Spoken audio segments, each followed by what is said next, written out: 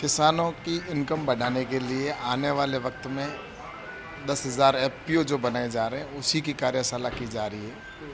और जैसा कि भारतीय जनता पार्टी हमेशा आवश्यकता पड़ती है, चाहे वो कोरोना के संकट में हो तो उस समय सेवा के अंदर भी आगे रहती है। और जैसा कि इसी के तहत ये जो किसानों की इनकम बढ़ानी है हमें, तो उसके लिए भारतीय जनता पार्टी के कार्यकर्ता गांव में जाकर एफपीओ बनाए, जिससे कि किसान आत्मनिर्भर बन सके और किसान अपने स्वयं के उत्पादन से खुद प्रोसेसिंग कर सके और खुद आत्मनिर्भर हो। इस दृष्टि से ये एफपीओ बनाकर और किसानों को जागृत करने का काम भी किया जाएगा, ताकि किसान आने वाले वक्त के अंदर अपनी इनकम को भी बढ़ा सके और देश के विकास के अंदर महत्वपूर्ण भूमिका निभा सके।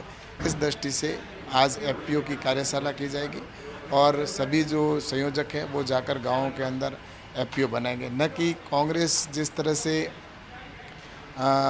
सत्ता में आती है तो उनका उद्देश्य एक ही होता है कि ट्रांसफ़र कराएं या किसी को अपना स्वयं का लाभ लें। लेकिन भारतीय जनता पार्टी के कल्चर में है कि जब भी आवश्यकता हो, चाहे वो बाढ़ हो तो उस समय सेवा में जाना, और चाहे कोरोना के संकट है तो वहाँ भी उनकी सहायता में खड़ा रहना। वैसे ही किसानों को आत्मनिर्भर बनाने के लिए भारतीय जनता पार्टी विजन के तौर पर किसानों के बीच में खड़ी रहकर काम भी करती है। इसी दिशा के अंदर आज ये कार्यशाला होगी, जिसमें एफपीओ बनाए जाएंगे और एफपीओ गाँवों के अंदर जाकर किसानों को जागृत करने का काम भी भारतीय जनता पार्टी किसान मोर्चा के संगठन के माध्यम से किया जाएगा। राजस्थान के बाजरे की बम्पर पैदावार हुई है, किसान नाराज है क्योंकि सही मूल्य नहीं दे रही राज्य सरकार। उसको लेकर कई सवाल भी उन्होंने खड़े करे हैं, कल भी प्रदर्शन किया। आपको नहीं लगता है दोहरा मापदंड क्यों करती है कांग्रेस? ऐसा है कि ये किसानों के साथ में पहली बार नहीं हो रहा है।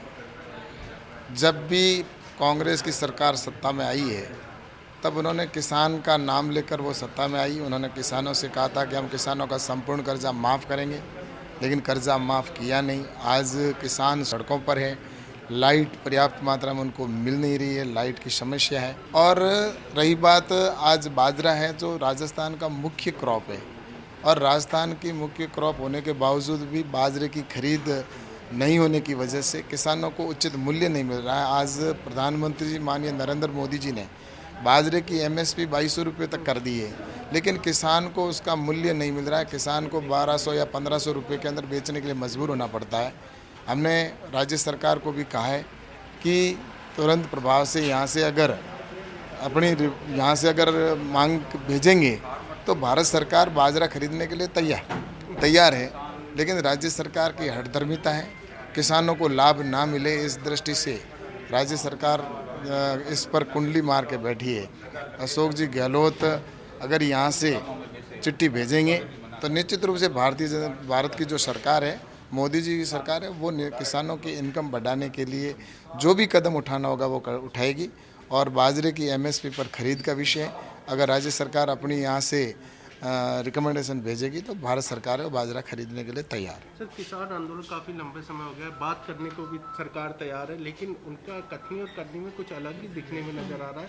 ऐसा क्यों कर रहे हैं ये लोग, जब खुद प्रधानमंत्री जी कह रहे हैं, कृषि मंत्री जी भी कह रहे हैं, हर कोई कह रहा है, लेकिन वो समझने को तैयार नहीं। हठधर्मिता क्यों नहीं हट रही है? मुझे जहाँ तक लगता है कि इसमें पॉलिटिक्स अधिक है, इसके पीछे कुछ और ताकतें लगी हुई है।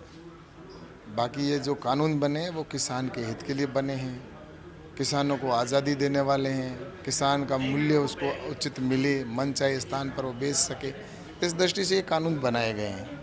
लेकिन ये जानबूझकर चर्चा नहीं करना चाहते। 12 दौर की वार्ता हुई, वार्ता के अंदर भी उन्होंने एक ही बात कही, कानून वापसी की। लेकिन उसमें उन्होंने ये भी कहा कि काला कानून है। काला वो क्या है आज दिन तक बता नहीं पाए। और ज़मीन जाने की बात इन्होंने की है, ज़मीन जाने से संबंधित एक भी प्रावधान इसके अंदर हो तो वो बताए। सिर्फ इसके अंदर पॉलिटिक्स है, और जो जानबूझकर अगर कोई सोता है तो उसको जगाया नहीं जा सकता। लेकिन मैं ये कहना चाहूँगा आज भी कि अगर यूनियन के नेता जो है किसानों के, वो अगर बातचीत के लिए तैयार है तो भारत की जो सरकार है, माननीय नरेंद्र मोदी जी की सरकार है, वो 4 कदम आगे बढ़ाकर उनसे वार्ता करने के लिए तैयार है। लेकिन क्लोज बाय क्लोज अगर उनके कोई बिंदुओं पर बात है तो उसका समाधान निश्चित रूप से हो सकता है। और बातचीत से ही समाधान निकलेगा।